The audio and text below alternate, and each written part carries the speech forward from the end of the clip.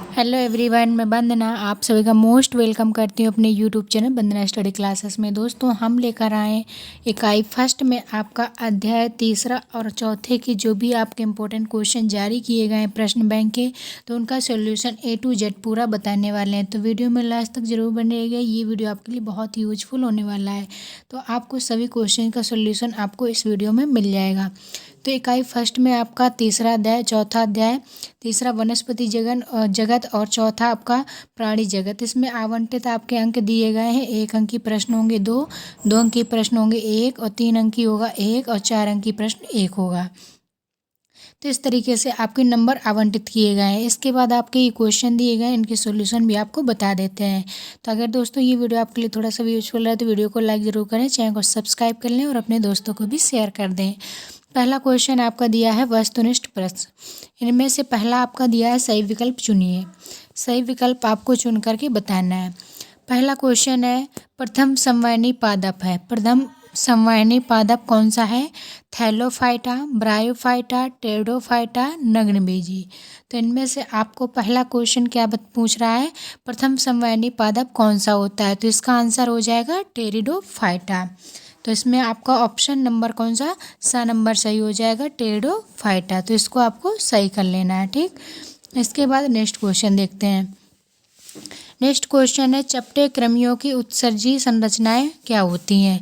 जो चपटे कृमि होते हैं उनकी जो उत्सर्जी संरचनाएं होती हैं, जैसे टेनिया सोलियम हो गया, इस तरह से जो जीव जंतु पाए जाते हैं उनकी उत्सर्जी संरचनाएं कैसी होती हैं? पहला ऑप्शन दिया गया है ज्वाला कोशिकाएं, नेफ्रेडिया, मेलपेगियन कोशिकाएं, ग्रीन ग्रंथि। तो इनमें से आपका करेक्ट आंसर बताना है कि चपटे कृमियों की उत्सर्जी संरचनाएं क्या होती हैं। तो इसका ऑप्शन नंबर ए सही हो जाएगा, ज्वाला कोशिकाएं। जो ज्वाला कोशिकाएं होती हैं इन्हीं के द्वारा चपटे कृमि होते हैं इनमें उत्सर्जन का कार्य होता है। नेक्स्ट क्वेश्चन देखेंगे, प्लेनेरिया में पाया जाता है। प्लेनेरिया में क्या पाया जाता है? ऑप्शन नंबर फर्स्ट दिया है कायांतरण, पुनरुद्भवन, पीढ़ी एकांतरण, जैव संदीप्ति। तो इनमें से आपको राइट आंसर बताना है कि प्लेनेरिया में क्या पाया जाता है। तो इसका करेक्ट आंसर आपका क्या हो जाएगा? पुनरुद्भवन की क्षमता पाई जाती है, कि मतलब एक बार नष्ट हो जाए फिर उससे फिर दोबारा वो उत्पन्न हो जाता है, फिर नष्ट हो जाता है फिर उत्पन्न हो जाता है। तो ये पुनरुद्भवन कहलाता है। ये किस में पाया जाता है? प्लेनेरिया में पाया जाता है। नेक्स्ट है क्लोरोफिल ए एवं बी पाया जाता है। जो क्लोरोफिल ए बी होता है वो किस में पाया जाता है? रोडोफाइसी, फियोफाइसी, क्लोरोफाइसी, इनमें से कोई नहीं। तो इसका राइट आंसर कौन सा हो जाएगा? इसका राइट आंसर हो जाएगा आपका क्लोरोफाइसी। सी नंबर हो जाएगा आपका क्लोरोफाइसी।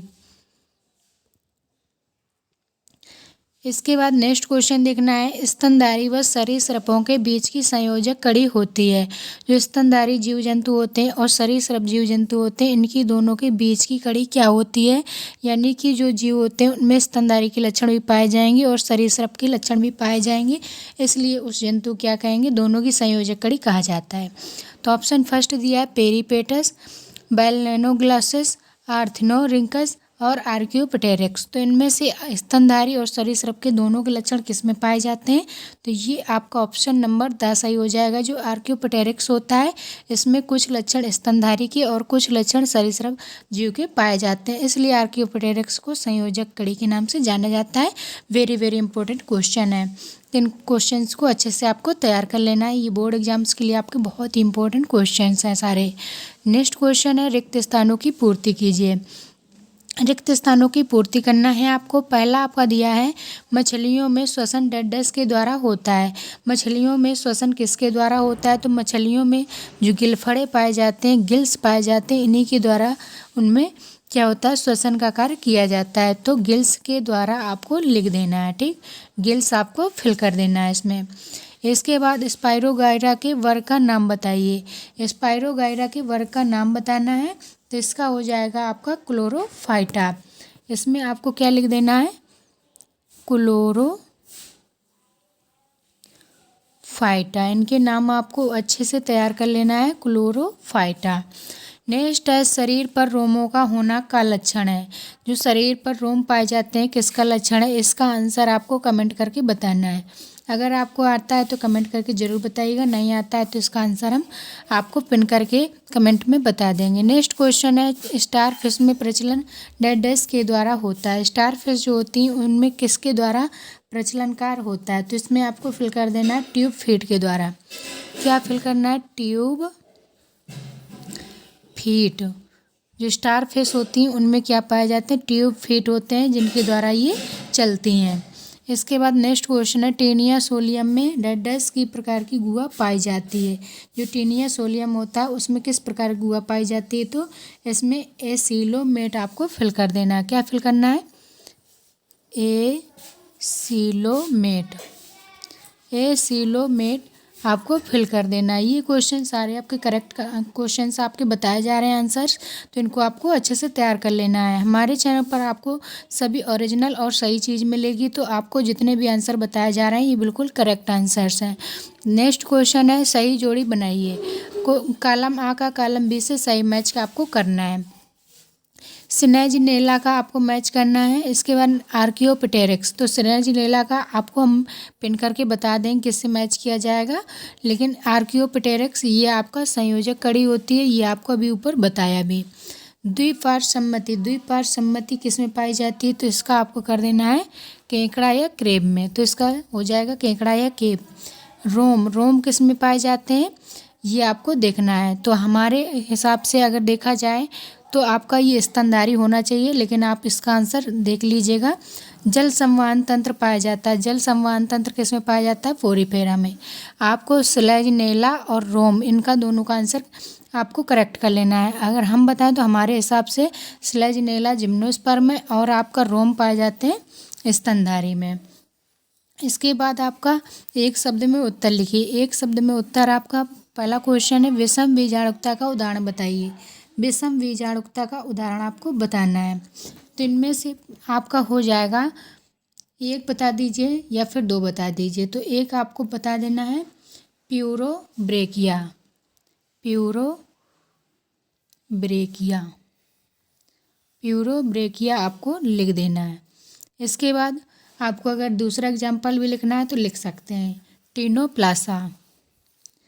टीनोप्लासा, Ctenoplana, Ctenoplana. इसके बाद नेक्स्ट क्वेश्चन है, रोडोफाइसी वर्ग की शैवाल में पाए जाने वाले वर्णक का नाम बताइए। जो रोडोफाइसी वर्ग के शैवालों में वर्णक पाया जाता है उसका नाम क्या होता है? तो ये सब लोग जानते हैं, लेकिन फिर भी इसको लिख लीजिएगा, क्लोरोफिल। जो क्लोरोफिल होता है, हरे वर्णक जो पाया जाता है, ये रोडोफाइसी वर्ग के शैवालों में पाया जाता है। नेक्स्ट है आपका, जोड़दार उपांग की उपस्थिति किस संघ का लक्षण है? जोड़दार जो उपांग होते हैं, जिनकी जगह जगह पर हड्डियां जुड़ी होती हैं, वो किस संघ का लक्षण होता है? तो जो आर्थ्रोपोडा संघ के जीव जंतु होते हैं उनमें ज्वाइंट क्या होता है? ज्वाइंट हड्डियां पाई जाती हैं जुड़े हुए, जैसे चींटी हो गया, आपका चींटा हो गया, टिड्डी हो गई, इनमें केकड़ा हो गया, ये सारे आपके जुड़े हुए जिनमें उपांग पाए जाते हैं, ये आपके किस में आते हैं? आर्थ्रोपोडा संघ के जीव जंतु कहलाते हैं। वायवीय अस्थियां पाई जाती हैं। वायवीय अस्थियां किस में पाई जाती हैं? ये आपका पाई जाती हैं पक्षियों में, तो इसमें आपको लिख देना है इसका आंसर पक्षियों में।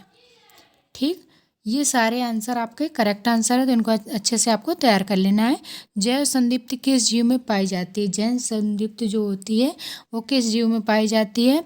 तो ये आपका लिख देना है जुगनू में। किस में? जुगनू में। तो ये क्वेश्चंस आपको अच्छे से तैयार कर लेना है। ये नीचे 2 अंक की प्रश्न दिए गए हैं, इसके बाद आपके 3 अंक की प्रश्न दिए गए हैं, 4 अंक की प्रश्न दिए गए हैं। तो ये सारे क्वेश्चंस को आपको अच्छे से तैयार कर लेना है। तो दोस्तों, इनके सॉल्यूशन आपको अपने बुक से तैयार कर लेना है। अगर आपको नहीं मिलते हैं तब आप बताइएगा, ज़्यादा से ज़्यादा अगर कमेंट आएंगे तो इनके सॉल्यूशन भी आपको प्रोवाइड करवा देंगे, क्योंकि इनके सॉल्यूशन प्रोवाइड करवाने में काफ़ी टाइम लगेगा।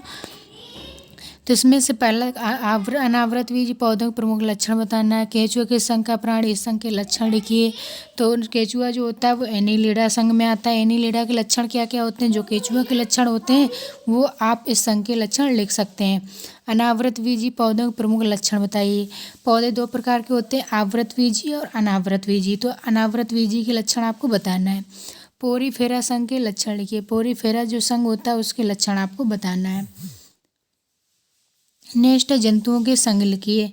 जो जंतु दिए गए हैं स्टारफिश, एस्केरिस, ऑक्टोपस, काकरोच, इनके संग आपको बताना है। नेक्स्ट है समबीजाणुकता व विषम बीजाणुकता में अंतर बताना है। लाल शैवाल व भूरे शैवाल में कोई दो अंतर बताइए।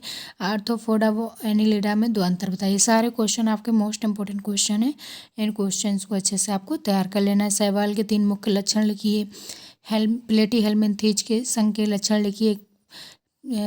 पीढ़ियों का एकांतरण क्या होता है, वेरी वेरी इंपॉर्टेंट है। पीढ़ियों का एकांतरण क्या होता है, इसको भी आपको अच्छे से तैयार कर लेना। देवगुहा किसे कहते हैं, देवगुहा के आघात पर जीवों के प्रकार बताइए। खोला एवं बंद प्रसंचरण में अंतर बताइए। स्तनधारी वर्ग के लक्षण बताइए। तो स्तनधारी में तो मनुष्य भी आता है, तो स्तनधारी में आप लक्षण आराम से लिख सकते हैं। जो आपके लक्षण पाए जाते हैं, कितने हाथ होते हैं, कितने पैर होते हैं, कैसे चलते हैं, क्या खाते हैं, सारे लक्षण आपको स्तनधारी में लिख देना है। शैवाल व जिम्नोस्पर्म का महत्व बताइए। ये सारे आपके इंपॉर्टेंट क्वेश्चन हैं, इनको अच्छे से तैयार कर लेना है। तो चलिए दोस्तों, विदा लेते हैं, मिलेंगे नेक्स्ट वीडियो में। तब तक के लिए bye bye, thanks for watching. इसी तरीके से हमने आपके फिजिक्स, केमिस्ट्री, मैथ के सारे सॉल्यूशन डाल दिए हैं।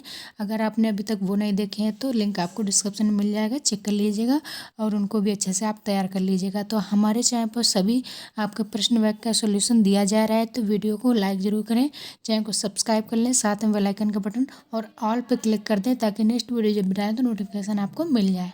चलिए दोस्तों, विदा लेते हैं, मिलेंगे नेक्स्ट वीडियो में। तब तक के लिए बाय बाय।